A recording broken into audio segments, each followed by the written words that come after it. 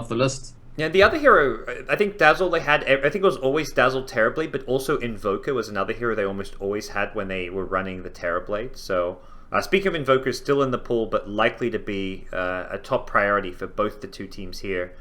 So, no Dazzle, no Gyrocopter as EHOME target their second ban towards said Gyrocopter, and CDEC Youth, one ban left for them. And I think they're deciding now if they're going to leave the Earth Spirits or not. Because I think we know that EHOME want to go for the Earth Spirit in their first two picks. And this is the last chance CDEC Youth have to stop them from getting Kaka's Earth Spirit. Yeah.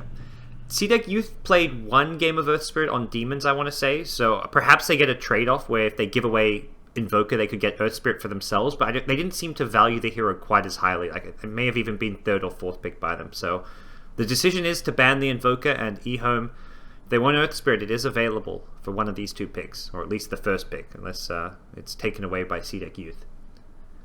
Well, Kaka's Earth Spirit not unbeaten anymore. He had won all. Yeah, they do first pick. He'd won all his games on it so far in the tournaments until I think earlier today. I think that the game Vici beat EHOME, he actually was Earth Spirit, so it's not completely unbeaten, but I think it's probably like 4-1 or something like that. This is from what I've seen. I don't know if you disagree. The best Chinese Earth Spirit player, like, quite clearly. From the games in this tournament, I definitely agree. I don't know if I would say by like a huge margin. I think there's still been a few situations where he misjudged a situation or maybe missed a spell that felt like was slightly off. But for the most part, he seems very, very capable and accomplished on the Earth Spirit. Yeah, just in terms of like his mechanics and ease of execution, it feels like he's very comfortable with like very quickly adjusting according to the situation. If he needs to quickly put a bolt in, roll out, or if he needs to do the push pull combo or whatever it may be. Well, Oracle was left in the pool. That was something we didn't talk too much about, theory crafting some of the picks, but this has been largely a first two pick material hero, if not first ban word. I think in all the previous series it was first banned and as a result not picked up. So Oracle going to be the support of choice for CDEC Young, kind of acting as a substitute to the Dazzle, I feel. Yeah, definitely. That's exactly the point that I'd have made. Oracle's like when you can't get the Dazzle, you go for the Oracle. Plays a similar role, fits into a similar kind of draft style, and in fact, there's some benefits the Oracle has that the Dazzle doesn't, especially offensively. I feel like there's a very limited way in which Dazzle can help to making kills early on, whereas the Oracle, Dazzle, you need combos. You need to somehow heal bomb people, whereas Oracle's actually just got a high damage nuke, so can actually be part in a proactive way of aggressive snowballing. Yeah, and the Oracle for a lot of teams has been prioritized over the Dazzle when it's been in the pool, so I think the team's kind of acknowledging what the hero can do and respecting it. It is pretty badly countered by the Ancient Apparition, which is saying that Lanham does play a lot of, but instead of that, they're going to go for the Alchemist as their second pick, so securing the mid lane hero for Old Chicken. And we had a conversation before about Old Chicken's build, which seemed to be developing through this tournament, and I'm pretty sure that I saw in the previous series that Super actually copied his build, and Super's like, yep, I think probably has the most professional games on Alchemist of all time of any player, and the fact that he copies Old Chicken's build, that says to me that there's like some kind of agreement that this Armlet into Blade Mail progression is actually something that people have thought about, and like that's like the preferred fighting Alchemist in China at the moment. No, absolutely. It's if Super's doing something on Alchemist, I think there's good merit behind it. As far as, like you say, the fighting Alchemist goes. If you're going for the greedy farming build, then you're probably going to head a different direction. But second stage of bans now coming out. It's actually an AA ban coming out from EHOME, worried about the Ice Blast being used as a tool to counteract the Alchemist, and also suggesting he will be going for the Armlet build, because the Armlet with the Chemical Rage, not something you want to be messing around with if there's a AA Ice Blast on the playing field. So I wonder if EHOME are considering a ban now targeted at Inflame in the mid lane. And what we've usually seen from CDEC Youth is when they pick the offlane Nature's Prophet for June, then Inflame is playing one of the more utility mid laners, something that gets active early, either by just not taking less space off the map. Either it's like the Beastmaster that's going to assist in their push but be locking people down. I don't know, Brewmaster, those kinds of the heroes that fit the melee mids, just going to fill in the gaps in the strategy, but not really be a true 1 or 2 position carry. And I'd be a bit worried if I was EHOME, because the start of the Oracle and Nature's Prophet looks, yeah, okay, they take out the Beastmaster. It looks a lot like the beginning of one of these sort of new school Death Ball lineups, and I think Beastmaster one of the key heroes then to take out, because they have run it, they've run it well, and when it hits the Necro 3, it's just such a timing that, you know, you're either ready at that point or you're not.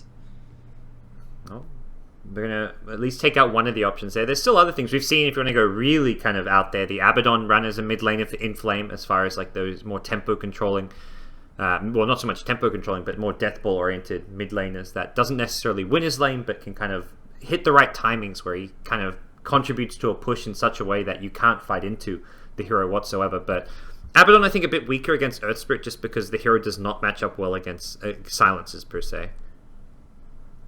Yeah, that's true. I mean, he doesn't match up well against getting silenced himself, but he's pretty good at taking silences of other people. And actually, about the lane stage, I was surprised to see the last time that he ran. It's just like spamming the nuke and getting a lot of creeps early on in the lane stage. So I actually think it is an option. I think that of the two heroes that fit the mold that I've seen him play in this tournament, the Beastmaster and the Abaddon are the ones that he was most convincing on.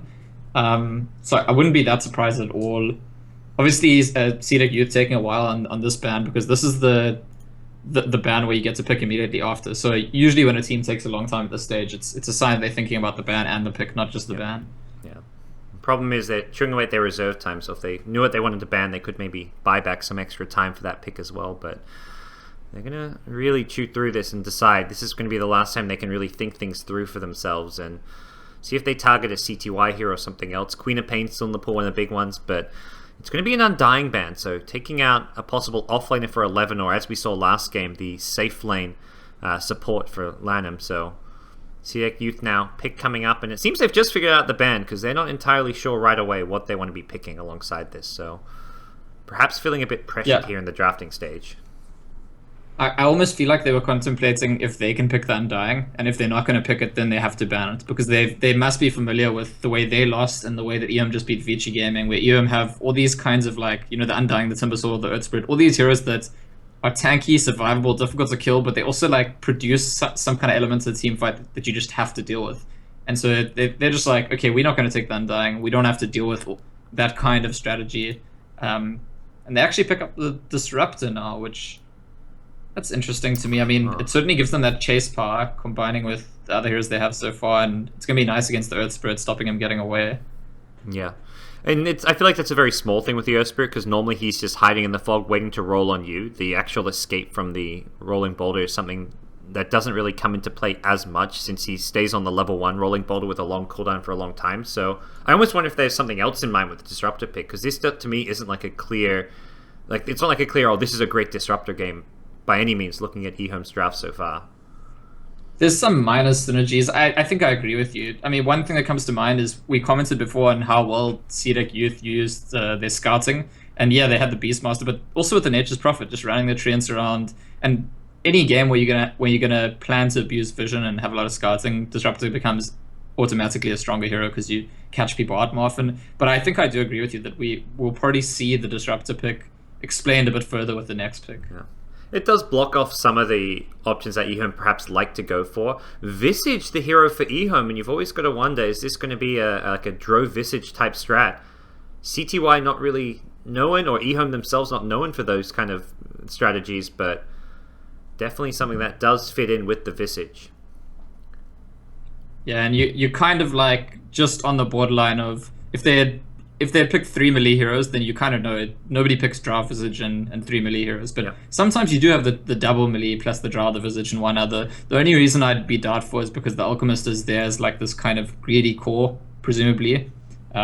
Which probably suggests that you're not going to pick a Drow, because usually you want your Drow to interact with your cores favorably. And actually, yeah, the Slark comes out for CDEC.Y, and I think that does already start to explain the Disruptor more, because the playstyle that a Slark likes to go for definitely interacts positively with the Glimpse. You're going to just be chasing people down, and it starts to look scary for EHOME, I feel like. With the heroes set up on CDEC.Y, we're already starting to see that kind of death ball-y, chase you down, punish you whenever you make any kind of error, and capitalize and take heroes and objectives strategy that CDEC.Y like to go for. Absolutely. And the Disruptor also then double functions as a block pick, which is one of the better counters to actually deal with a Slark too. So they cover their bases here, and see what EHOME look to get here, whether the Visage pick will be expanded upon, or just a hero that they do like to play in the hands of Landon regardless, but generally the hero works in that 5 position support role when you have a safe lane farmer who can perhaps get a bit more active and vacate the lane later on for the Visage to get some levels and to get some farm.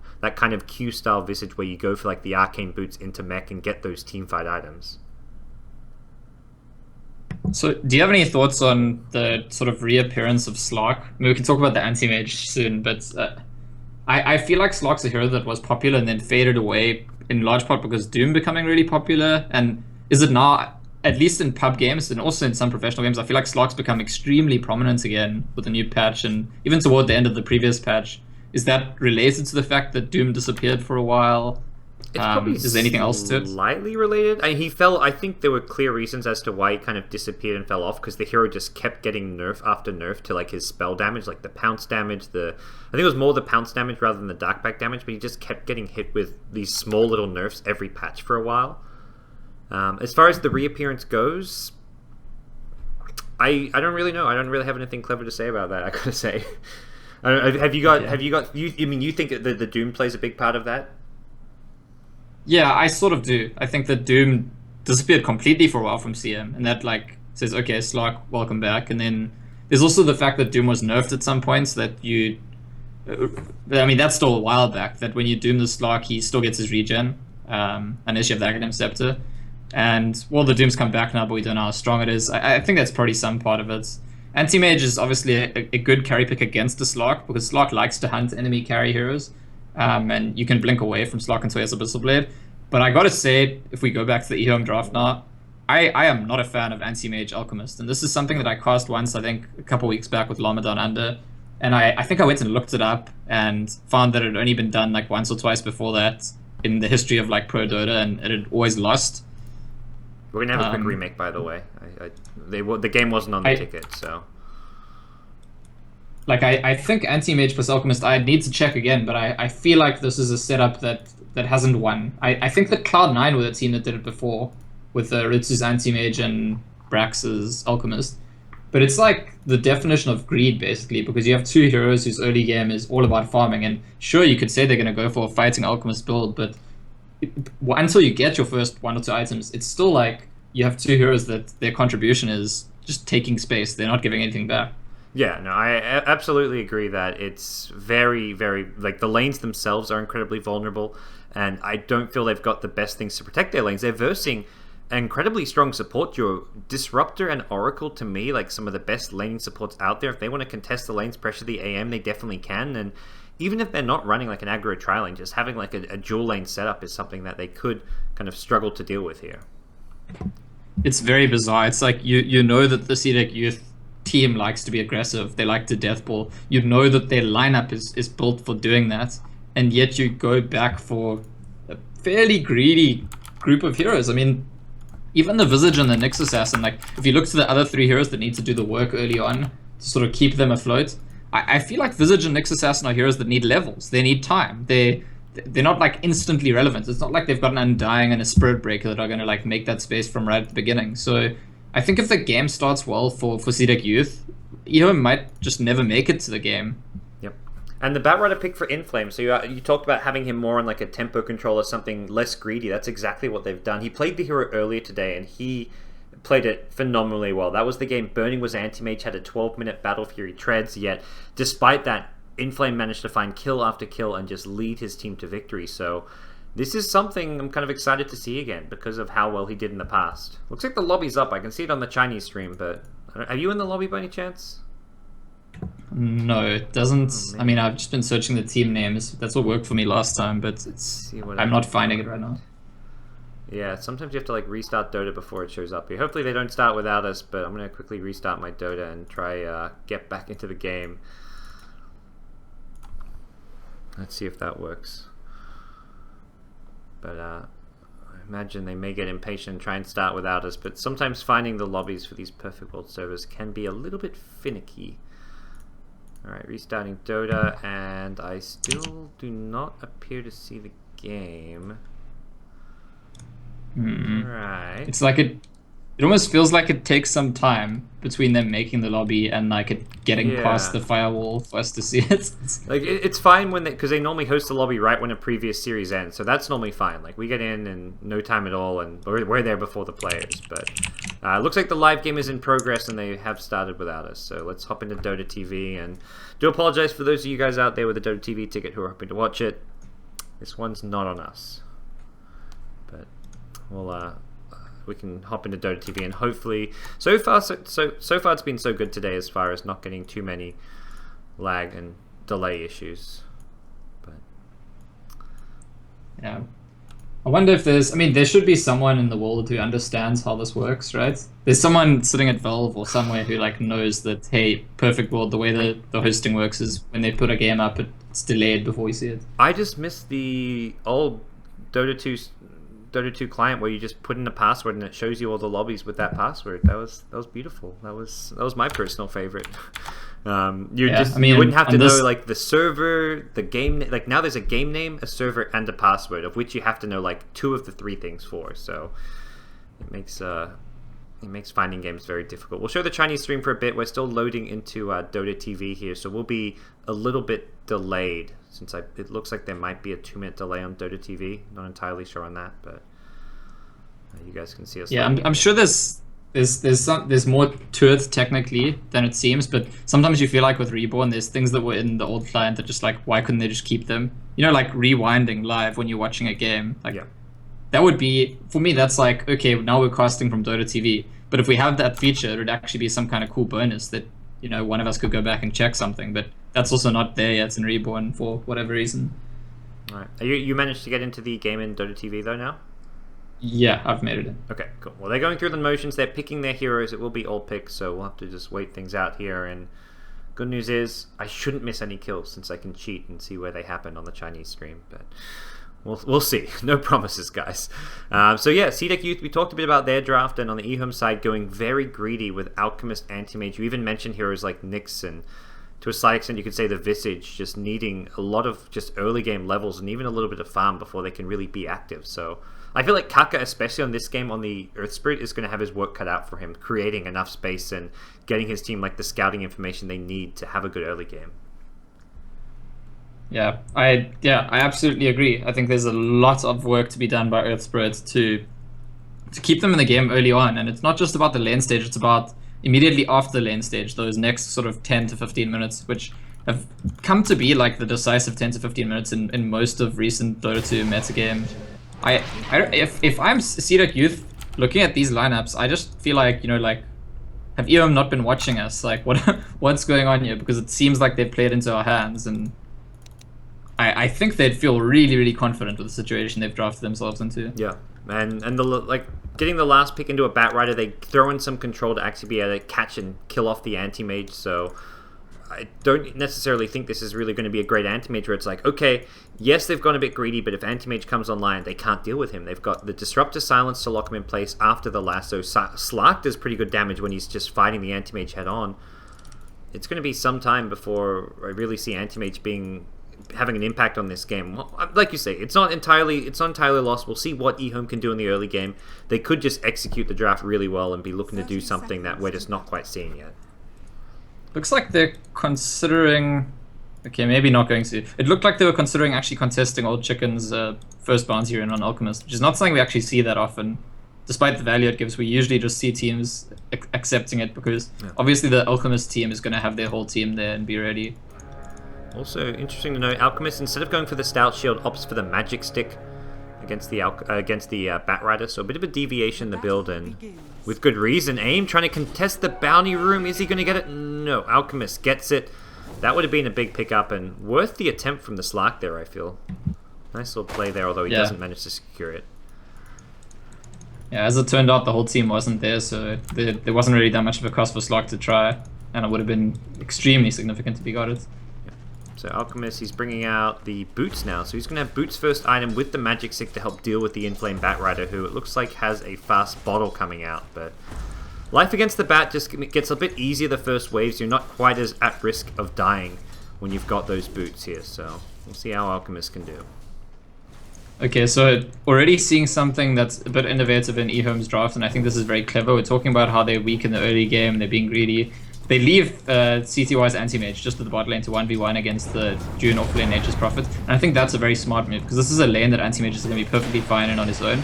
And so there's a lot less pressure on them then, because usually you have to protect your anti-mage at the start, and that limits your ability to control the early game, but they can actually run this aggressive tri lane and try and be the ones applying the early pressure. Alright, I'm just going to quickly reconnect since I'm getting some unfortunate lag issues here on the Dota TV. Hopefully that doesn't stick around. But we'll get ourselves back in. It's looking a little bit jerky for me. Yeah. Not quite bad enough to reconnect just yet, but I'm just watching CDEC.Y harass down June a bit. It's a lane that he's going to be fine on his own, and I think there's probably nothing that CDEC.Y could do about that in terms of their lane distribution. And it's even an anti-mage favored matchup, I would say. With the Poor Man's Shield Quelling Blade, he should have a very good time last hitting here. Despite the buffs to the Nature's Prophet with the Treant damage and the base intel, I imagine CTY also just being like a 1v1 specialist will do very well against June down bottom. Yeah, he is definitely already pulling away, and it's something. It means that their lane stage doesn't have to be too bad, despite the fact they've got greedy picks. But we're still going to have question marks about exactly what I was saying before, like the just after lane stage, next 10 or so minutes. Well, there's actually little fights at the bot rune. Yep. And Inflame does win the rune, but Tanks is stunned for it. Yeah, I'm not catching too much of this one, unfortunately, but looks like he'll get out of there. I may have to try to reconnect again. If it's still bad, we may just look to use the Chinese stream camera. Let's see if another reconnect will help us. I don't think we're going to be missing any kills here. And by that, I mean, I know we're not going to be missing any kills here. So we'll hop back into the game once more. Hopefully a bit better now, guys. Do apologize. Unfortunately, they started the lobby without us in classic Perfect World fashion. So it seems from Dota TV you get a lot more lag and spike issues than when you're actually in the lobby itself, which is a bit unfortunate. And unfortunately, it has to happen now during the Grand Finals. But here we go. Things for now starting off a little bit smoother.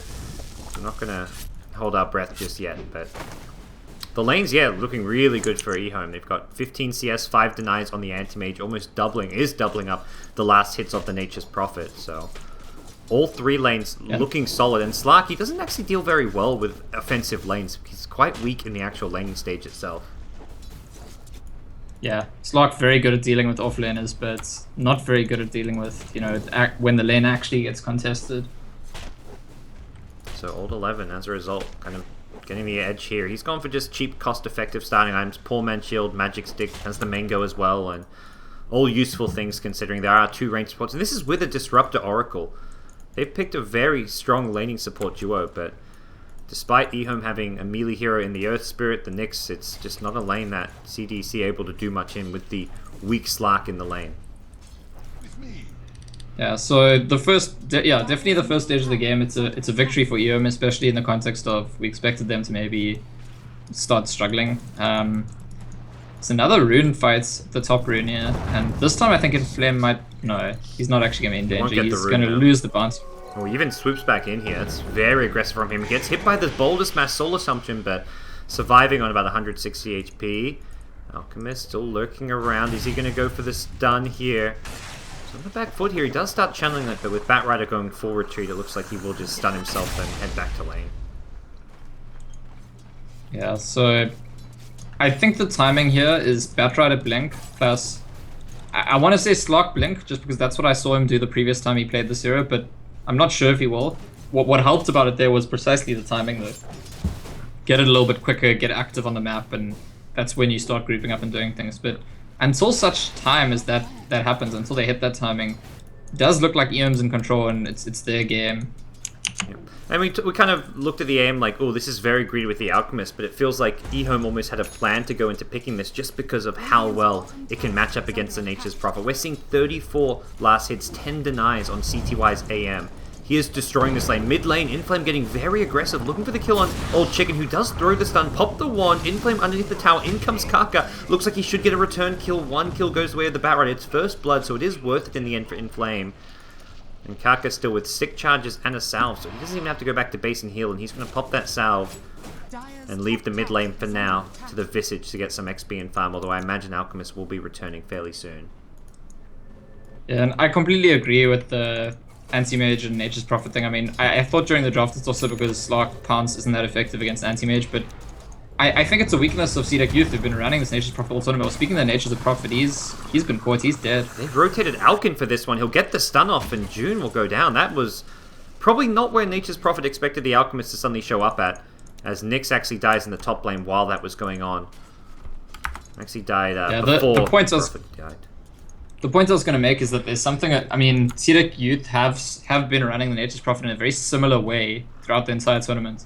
And that's sometimes what happens. You play a certain hero in a certain lane, the lane stage you play the same way over and over, and you're going to eventually get punished, exploited in the draft, and that is something that certainly makes... is crazy. He's double anyone else in the game's CS here. The Slackers, no one has any farm this game except the anti.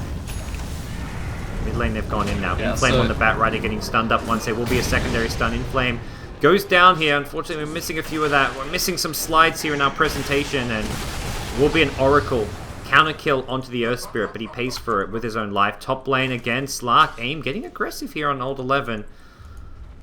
Looks like he may want to fight this one. He breaks Old 11's branch. That's just rude. And Old 11 will be okay here for now. I guess one thing worth pointing out is that there was a Vici game earlier where Burning was anti-mage, right, and had a really great start and still lost. Yes. It was pretty much this exact... It was against this exact team, CDEC Youth, and it was when they had the Bat-Rider, so...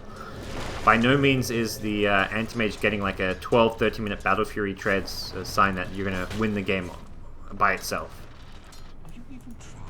Yeah, because the time that CDEC Youth are going to peak is still coming. They would have liked to have a stronger impact in the lane stage, but... Well, this is actually a gank into the Nyx, and I think he goes down for sure. Looks like they missed the pounce, but they still got the kill. Yep. Prophet TP's I think that's what June has to do. Like, he can't just sit in this bot lane anymore. He's got to get around the map, push, and gank. Alright, well, EHOME going to be pretty happy with the current affair of things. Radiant's top tower is under attack. We'll see what the next move is going to be. They've completely left Lanham in the mid lane on the Visage to secure himself his level 6, it seems. Alchemist even rotating around the map. We saw him gank bottom lane, and even, it looks like, head into the jungle now for some stacks and farm. Prophet looking to take down this tier 1 top tower. So one of the curious things to me, I don't know if you've paid attention to it, I've only just noticed, I'm freezing a bit, but it looks like there's some gang attempts in the mid lane. Yeah, you know, I don't get to see all of the kill happen, but we get to see the gist of it, and it was a Earth Spirit rotation. We talked about how important Kaka's going to be this game. All 5 kills he's been involved in. This is actually one of the best early games I've seen Kaka get on the Earth Spirit. Often in the first 10 minutes of the game, he's fairly quiet, just kind of more protecting the lanes and pressuring and poking, but not getting kills. This game, he's actually secured his team 5 kills across the map. So, what I wanted to ask you about is, we spoke about how it looks like the Chinese fighting Alchemist build is armless into blade mail. Do they always buy phase boots? Because certainly the Western fighting Alchemists tend to go treads, I feel. Has Alcon phase boots this game? I just had to reconnect. Oh, yeah, he has. So, I've seen both. I think I've seen more treads, though, than phase boots, I would say. It seems to me like treads is more of a fighting item. Yes. Old 11 at top. He's going to get chased down again. Glimpse will cancel his TP out, and that's a 3rd kill on the Nyx. Meanwhile, mid lane, Lan Em, he gets level 6, summons the familiars, but does go down. We'll see him look to scurry away back to his own jungle. Inflame very close to that Blink Dagger timing. 9.5 minutes in. This has been a successful Bat-Rider performance from him for the most part, despite the 2 deaths. One coming for the first blood on the Alchemist, and I think CDEC will be pretty pleased with where the Bat-Rider's at. Maybe not so pleased about how farm CTY is, though. Yeah, and the big decision is going to be actually about their Slark, I think. He's approaching Blink Dagger Gold, and it is the item that he went the previous time that he played this hero. Did he rush it, like, I think it wasn't with just brown boots, though? I think he finished the Ring of Aquila first, but I think he did have brown boots. I'd just be surprised to see him pick it up with close. these items, just because he's still just level 7, so he only has like the level 1 pounce. He doesn't have a wand or anything to go with it, but... So is it a Midas then, do you think? Or? I would just say Midas based on his current items. Like, I feel like going for a naked blink... Okay, he picks up the gloves. It looks like it will be Midas. I just don't think you get value out of a blink when you have no wand, no Aquila, Treads could come after, but I feel like you need at least a 1 tequila. Yeah, and I guess there's a certain risk involved as well in not going the Midas in this game. Yeah. People always talk about how Slark, you either need to have guaranteed ways of making kills, or you need the Midas to keep up with farm, and he is against an Anti-Mage and Alchemist who are definitely going to, you know, consistently farm all game, so just like a kind of like backup plan. It's not necessarily that they intend to win by farming against farming, it's just that they'll farm while they apply pressure. June ganked out the bottom lane. Slark rotates in, looking to go for some counter kills here. Aim is there and ready with the backup of the Oracle. It doesn't look like he's got quite enough damage for this one. Will be forced back. Shadow Dance wearing off. Needs to be careful about reinitiating here. Old Chicken's got another stun. Looks like the lasso coming off to the side. Inflame not getting anything beyond the Earth Spirit for that one. He may pay for this with his own life. They've gotten a couple of kills, but they're still going to lose some more here. Perhaps Batrider gets pulled back. Actually got the blink back to safety. Meanwhile, Old 11 will get one more kill onto the Slark here. It turns it into 8 kills apiece here in the mid game.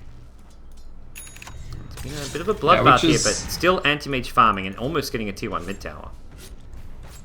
Yeah, I mean, I feel like it's okay for EHOME while their cores are getting farm and while they're not losing too many towers. Trading kills is going to be fine for them. It's when they start losing towers. Like, if there's a bunch of deaths on both sides, but EHOME lose a tower, that's when you start to worry. Those fights, I think, fit into CDEC.Y's plan a bit more. June, it looks like we'll be going for the build we've seen a lot of these prophets go for, rushing the drums. Has a brace, although sitting on 600 gold. Does he even consider a Midas himself? Maybe he's initially thinking drums and then he's like, okay, let's go farm game and pick up a Midas. Do you feel like there's any merit into getting a second Midas for this team? I think there actually is. I think it's like based on similar reasoning. They realize that they maybe missed one timing window. It's not going to happen this game that they just suddenly explode now and they win the game in the next 10 minutes. That seems unlikely. And so what I was trying to say about Slark, you know, he's been found. He TP'd deep to try and get a ward up, and he's going to get caught out now for it.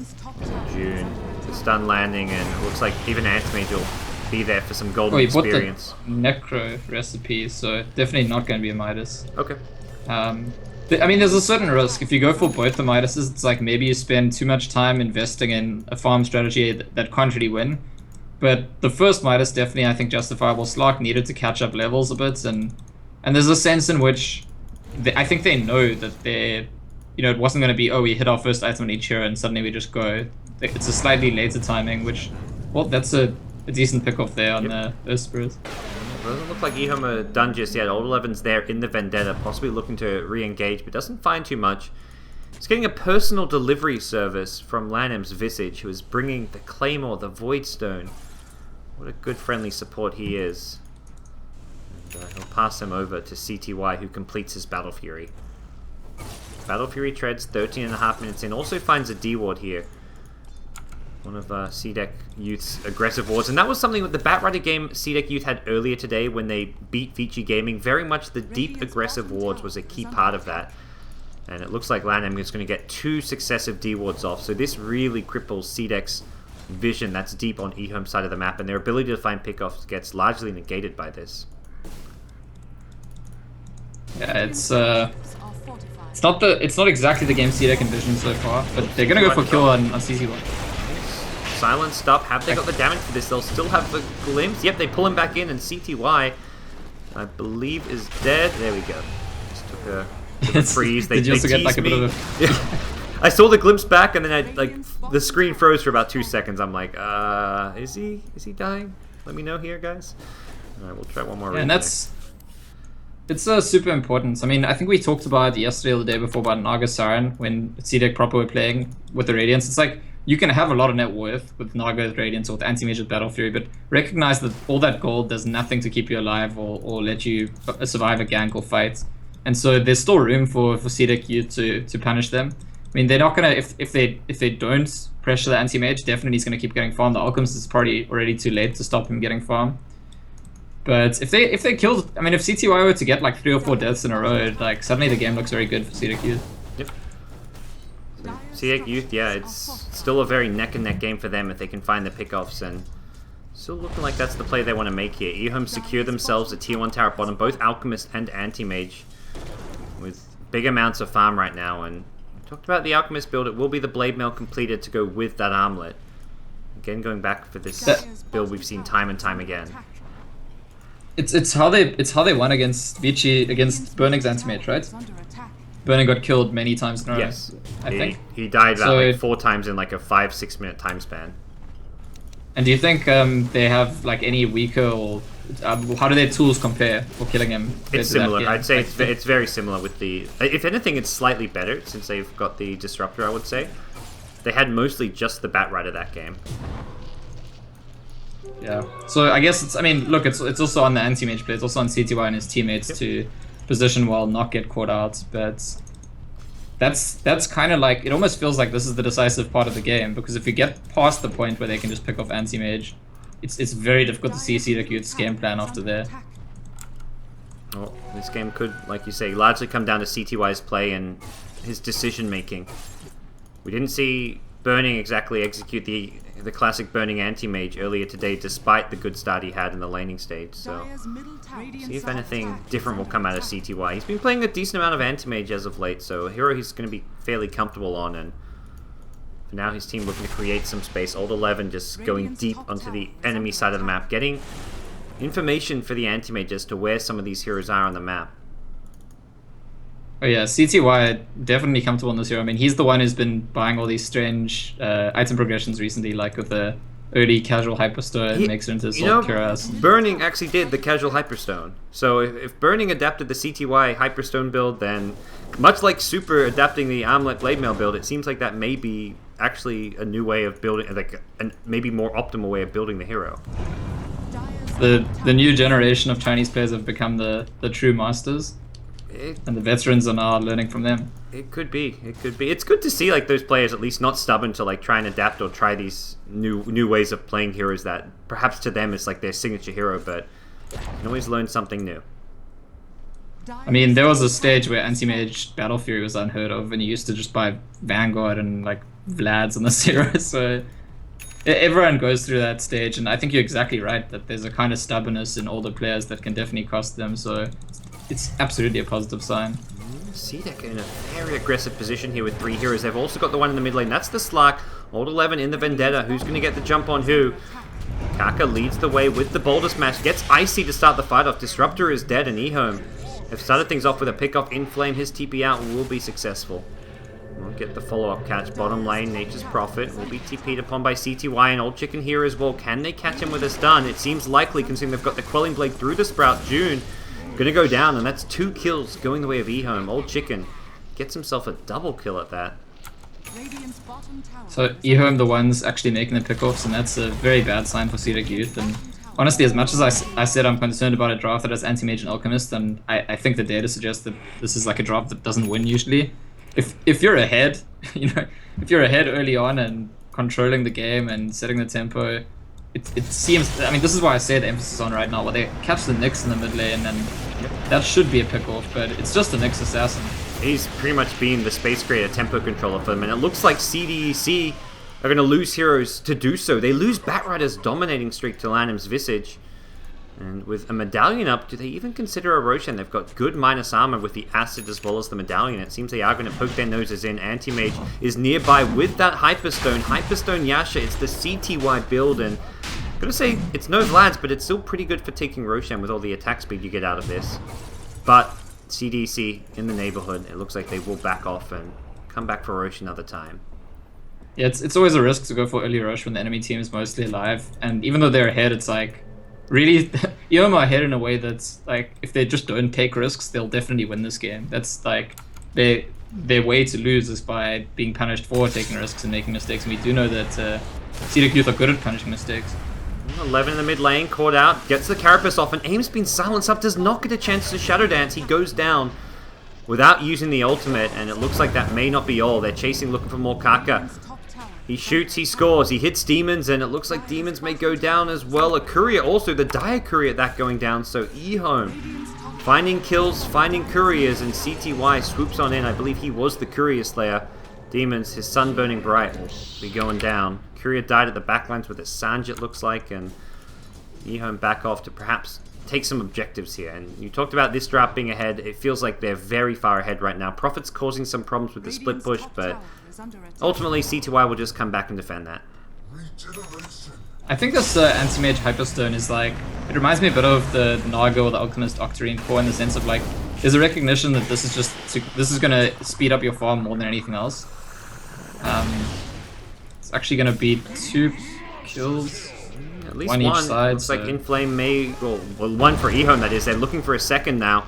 The chase goes on to June on the Nature's Prophet. He gets low and will be brought down. Inflame still lurking nearby. Does not have a lasso though, and the Familiars actually scout him out. He gets the blink out though before I think EHOME catch wind of it, and Inflame will just run his way into the Radiant jungle. But 17 kills to 12. EHOME pull very far ahead right now. This anti-mage is starting to look a bit unstoppable. Not even to mention the Alchemist, who is actually at a kind of similar-ish level of farm. Until now, he at least was on par and maybe even ahead of the anti-mage. But EHOME don't really mind who's ahead of who, as long as they're the ones in the top 2 net worth spots. Roche contest coming in. Pull out, it looks like, again. Oh, they want to fight. Very safe play coming out from EHOME. Are they going to get the catch with the Nyx? That's why you pick the Nyx into the Batrider. He may not have a great deal of farm on the Nyx, and up until now, he's maybe given away a few kills in the offlane, but he just functions so well as a counter to the Batrider, and you can see there what he can do. He's also that gem he's got is actually the Oracle's gem. That's a big gold swing going the way of EHOME at this stage of the game, and a big loss for CDEC.Y. Losing that Finally, gem. EHOME actually do get the rush. No, there's... I think they get it. Looks like there's not going to be a risk. No Batrider alive makes this incredibly difficult to contest. Aim is nearby. He leaps in, trying to take a DD rune. Is he actually going to fight this one? He's got the silence on him. He's got the static storm. Can he get out of this? He's going to go down. Oh no, that was not the play you wanted to make if you were a Slark there. Thought he could maybe fight with a Shadow Dance and a DD, and EHOME. They get a kill onto the Slark, a freebie at that, and they're chasing, looking for more. Icy as well as Demons, both in a very tough spot here. CDEC.Y just tears them apart. And they're still lurking around more here. Inflame gets the pull. Can 11 get off a Carapace? It looks like he's actually maybe going to be in a bit of trouble here. On the high ground, it's Old Chicken taken out. Giving away 1 kill to CDEC, but again, EHOME just proving to get the better of all of these exchanges. They gave the Aegis to the Nyx Assassin, and it actually relates to points I was going to make before, which is that I think it's actually quite clear when you think about it that an efficient farming item to go for the casual Hyperstone and anti-mage build-up. The main issue is that he always goes for it before finishing his Manta style, and like most anti-mages, it's like the whole point in Battle Fury is get to Manta style as fast as you can, and then it's hard to gank you and you're going to keep farming. And so there's a certain kind of confidence, I think, involved in before you finish Manta just getting the Hyperstone. And that confidence is like kind of like echoed by the fact that CDEC.Y stood in the rush but looked at the Aegis and it looked like he kind of said, okay, no, I don't want this. I'm not going to drop my poor man shield. You take it. You play in hard mode and you're going to up your game is perhaps what CDEC.Y is saying. It's like, okay, make life a bit more difficult. Picks up a Perseverance now, so a Lincoln's pickup, I imagine, going to be the item of choice to prevent the Blink Lasso, prevent a potential glimpse into Static Storm, and a very handy item pickup, something Batrider has a bit of a tough time disabling since he does not want to waste his Force Staff to break a Lincoln Sphere.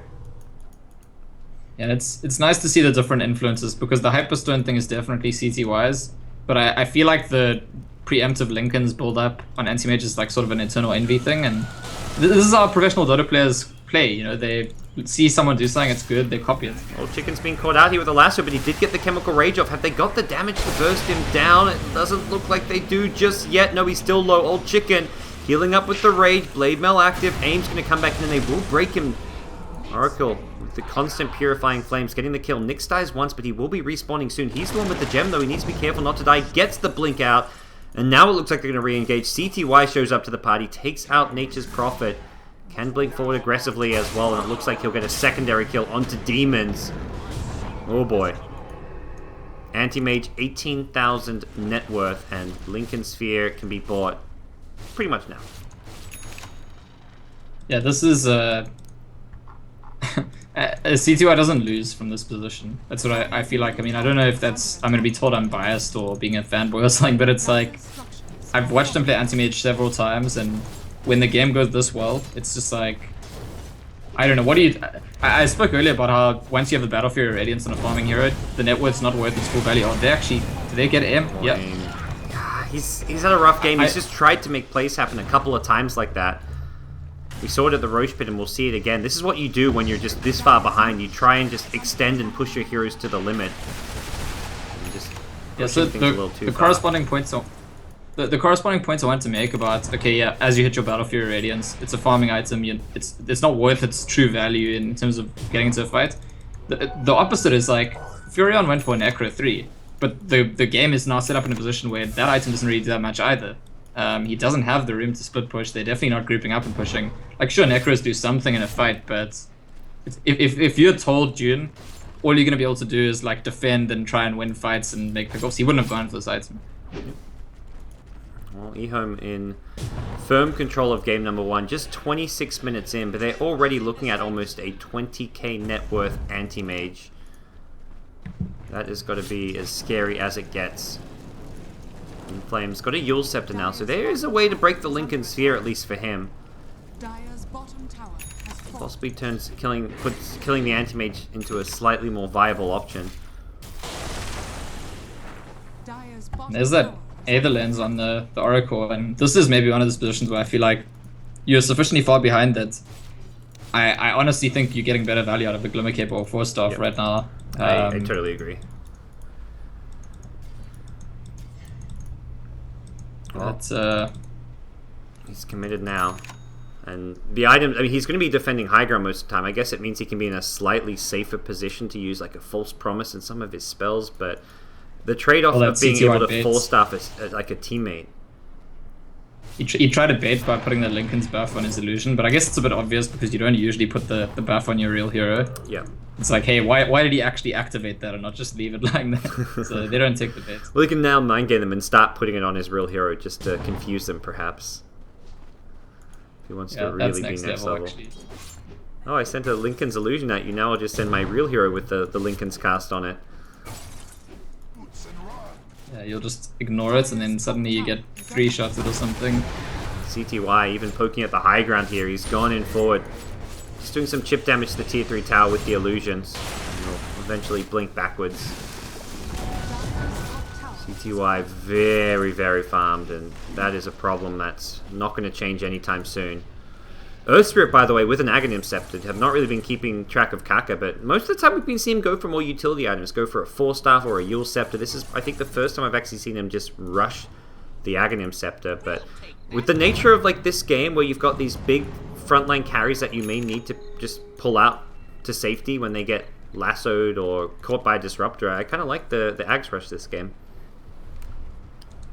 Yeah.